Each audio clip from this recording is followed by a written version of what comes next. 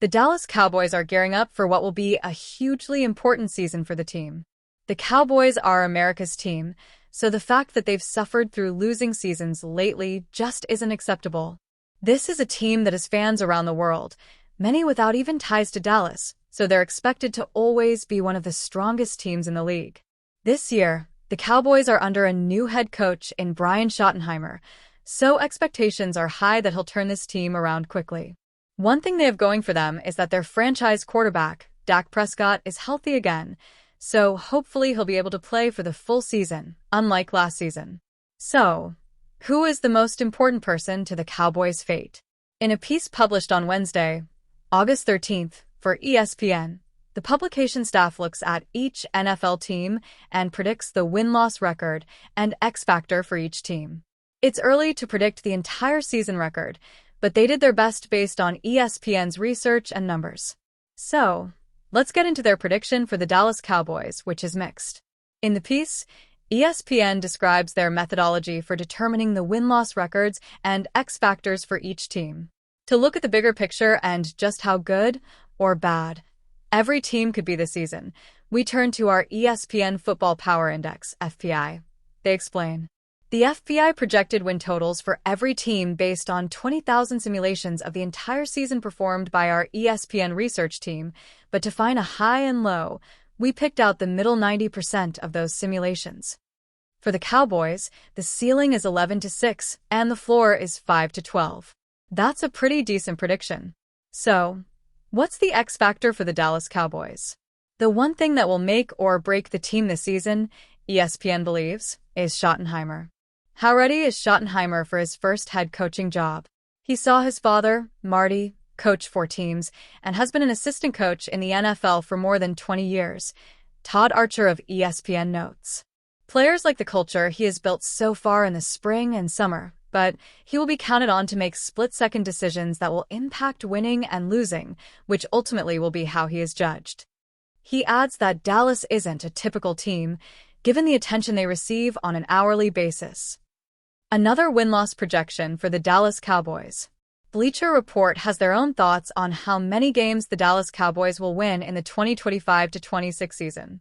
In a piece published following the draft, Mo Moton predicts a 9-8 record for the team. In the piece, Moton states that one area of concern is that Matt Eberflus is an established play caller, but his unit could be shorthanded on the back seven, leaving the Cowboys susceptible to passing attacks. He also predicts Dallas will start slow and battle for a playoff spot with an explosive passing attack late in the season. So, both win-loss predictions are middle ground for the Cowboys, which isn't a bad thing.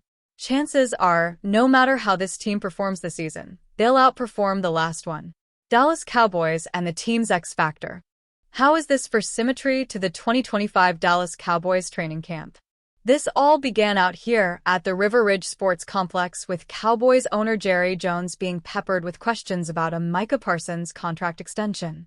And camp essentially ended out here under the ocean blue skies with Jerry being asked the same questions after Wednesday's final full practice of camp before the Cowboys pull up stakes around 1 p.m. Pacific Daylight Time on Thursday to head home after a 26-day stay. Now, do you think talks will pick up with Micah? I don't know necessarily talks will, Jones said, but we got a game coming and he's under contract. Then this. Are there deadlines to know whether Micah Parsons plans to play in Week 1 or not? No, not all, Jerry said. You don't have deadlines when you're under contract. He was then asked if there is no extension agreement, will Micah be ready to play against Philadelphia? Again, all we have to go on is contracts, and we are negotiating for a contract. And when you do a contract, you would hope after a negotiation, that's what teams look to for what the obligations are, so I have a lot of respect for a contract. Can you say stalemate? As Jerry is saying, Micah is under contract after the Cowboys picked up his 5th-year option, so what he's suggesting is if the two sides can't come to an agreement before September 4th and Micah continues to hold in and refuses to play, the Cowboys would likely put him on some inactive list. That would cost him 1/18 of his 2025 guaranteed base salary, like between $1.20 to $1.40 million each week. And by the way, there is no deadline for the extension, except for Micah's pocketbook if he so chooses. That will always be the Cowboys' leverage, The almighty dollar. Malik on the spot. Sometimes, timing is everything. Take Malik Davis, the Cowboys' former running back, who in 2022 went from the practice squad to playing 12 games as a rookie, rushing for 161 yards on 38 carries and 1 touchdown. In 2023, Davis played 1 game, spending the rest of the season on the practice squad. Same for 2024. Then was released after signing a futures contract after the draft in 2025. Well, here Davis is again, signs one day with the Cowboys, who are dealing with running back room injuries and needed an able body. And without the benefit of even one padded practice, goes out to lead the team in rushing in the first preseason game with 63 yards on 7 carries. Well, as he pointed out after Tuesday's practice, good thing the Cowboys didn't call him the previous week. I just had all 4 impacted wisdom teeth removed. Wouldn't have been healthy enough to play tackle football. Timing, right? Somebody draft Phil. The Cowboys selected Clemson running back Phil Mafah with their second of 3 seventh-round picks in the NFL draft. The guy ran for 1,115 yards and 8 touchdowns for Clemson in 2024. In 2023, he totaled 965 yards rushing, including 186 on a Clemson record 36 carries against Notre Dame, and he finished his 4-year career with 2,887 yards rushing. Yet, 238 players were drafted ahead of him. Say what?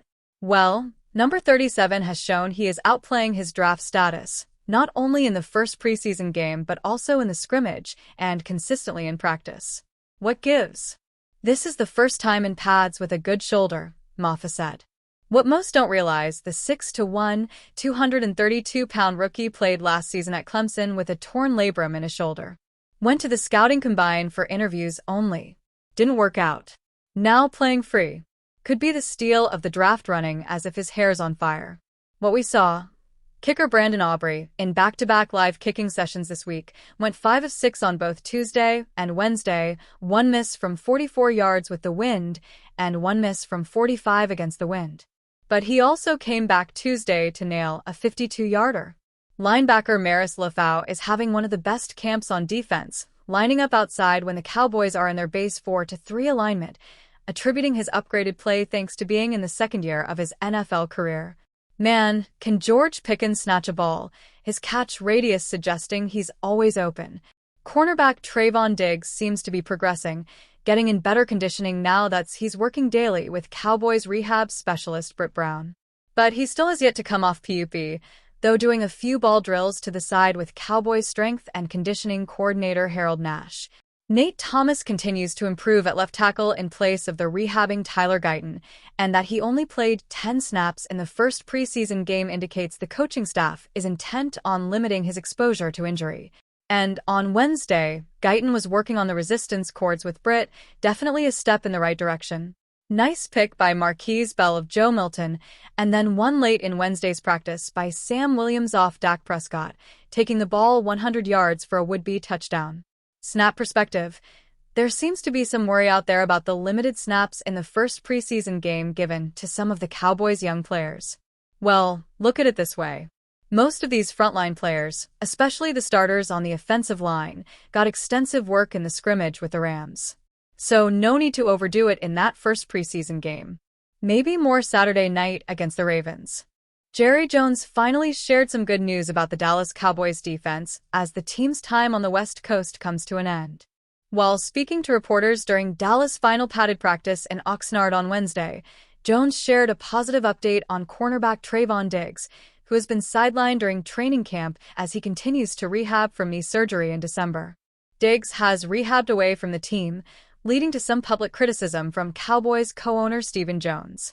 However, though Diggs is still expected to miss the start of the season, his absence isn't expected to last long.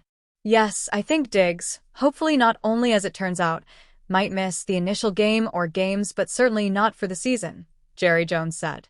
Counting on Diggs to really be a player for us.